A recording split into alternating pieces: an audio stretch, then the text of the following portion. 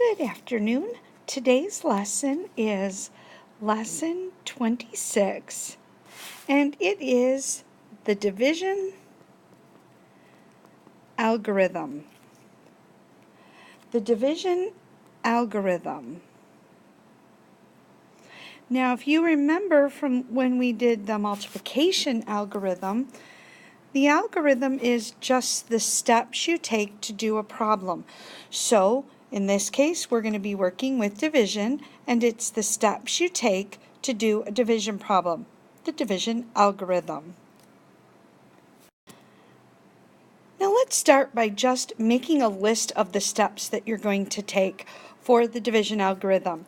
The first step is divide. So let's draw a division sign and then put next to it divide.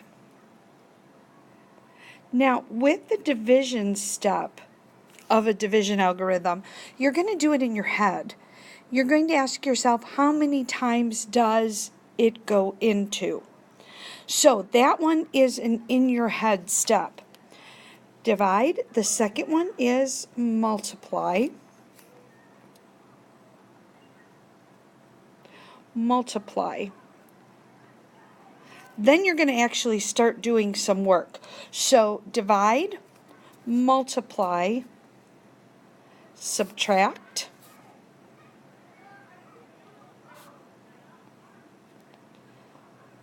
subtract, third step, divide, multiply, subtract. Now I add an extra one in here that your book doesn't. You can put it down either as a check or two little eyeballs.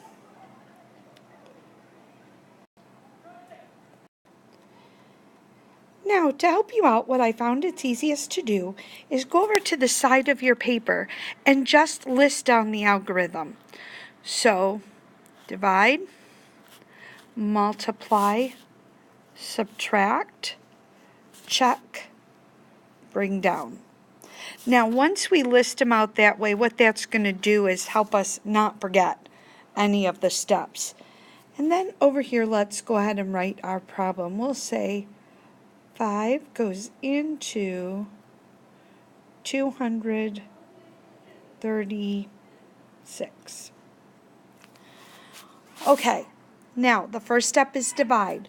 I'm going to ask myself, can 5 go into 2? Now here's a little trick that I'd like you to use. You cannot put a 0 there, because then you have what's called a leading 0, and leading zeros will lead to wrong answers. So don't put a 0, but you can put a little X for yourself, meaning, nope, I did it. 5 cannot go into 2, so then I can move on. I would then say, how many times can 5 go into 23? Now I'm going to underline it. You don't need to, but I just want you to be able to see what I'm doing. So divide. How many times can 5 go in? Approximately how many times can 5 go into 23? Well, right away you should say to yourself, well, 5 times 4 is 20, which is close to 23. So we're going to write that down. So we've done the division step by saying approximately how many times can 5 go into 23? We said 4. Now our next step is multiply. I'm going to go 4 times 5 is 20. That's the multiplication step. Subtract. 3 minus 0 is 3. 2 minus 2 is 0, so I'm not going to write anything for that 0. Now the check step. This is very important.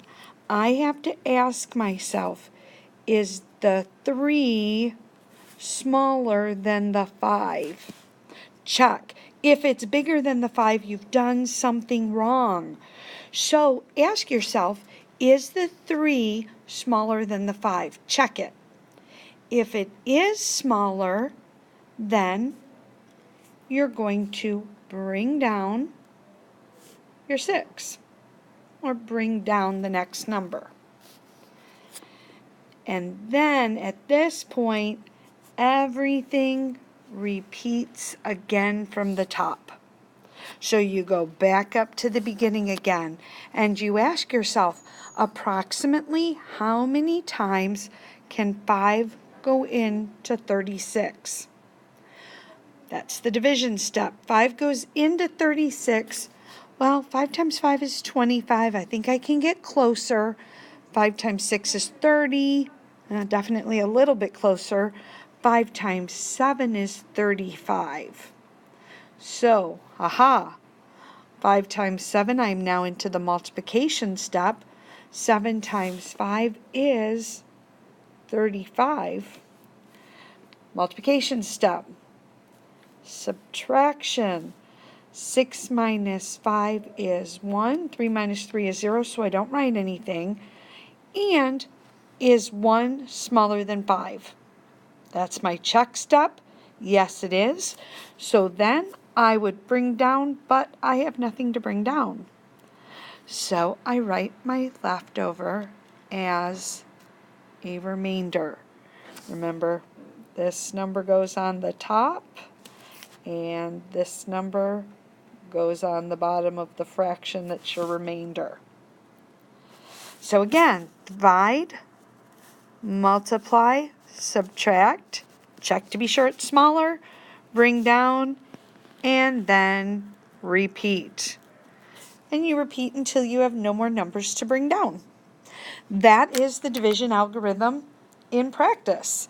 So let's take a look at one more, and we'll take a look at another problem that they're going to give you in the book just to make sure that you can see how it works. Now, sometimes you may see problems that look like this. 3n equals 97. Well, let me show you this, and you can put this in the back of your head. The opposite of multiplication is division. So I'm going to divide both sides by 3. I'll divide by 3 over here, and I divide by 3 over here. Now, because I've made a fraction, 97 over 3, a fraction, you know, is a division problem. So 97 divided by 3. Well, over here, I have 3n over 3. Well, look at that.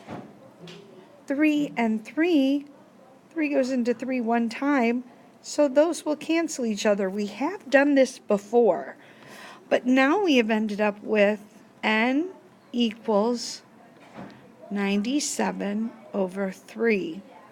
And there we have a division problem. So just kind of in your head, be seeing how that works. You know, when you saw 3n equals 97, you're going to have to get rid of that 3 on this side by division, and so you do the same thing on the other side. And that is how you can get rid of that 3. Now, what we're going to do is then just do a straight out division problem. 3 goes into 97.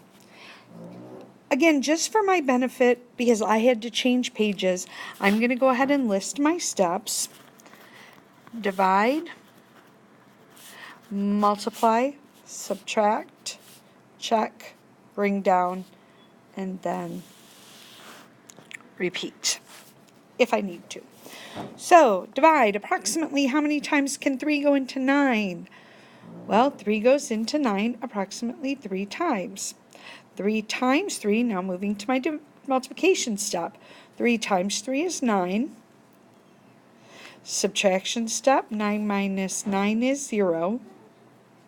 Now that time I can write the 0 because I have to have at least a placeholder there. And check, is 0 smaller than 3? Sure is. So I bring down my 7. Then I brought it down. I go back up to the beginning again because I'm right here. And I say 3 goes into 7. Approximately how many times? Well, 3 times 2 is 6. 3 times 3 is 9. That's too big. So 3 times 2. Multiplication step. 2 times 3 is 6. Subtraction step. 7 minus 6 is 1. Nothing more to bring down. So I end up with the fraction of 1/3.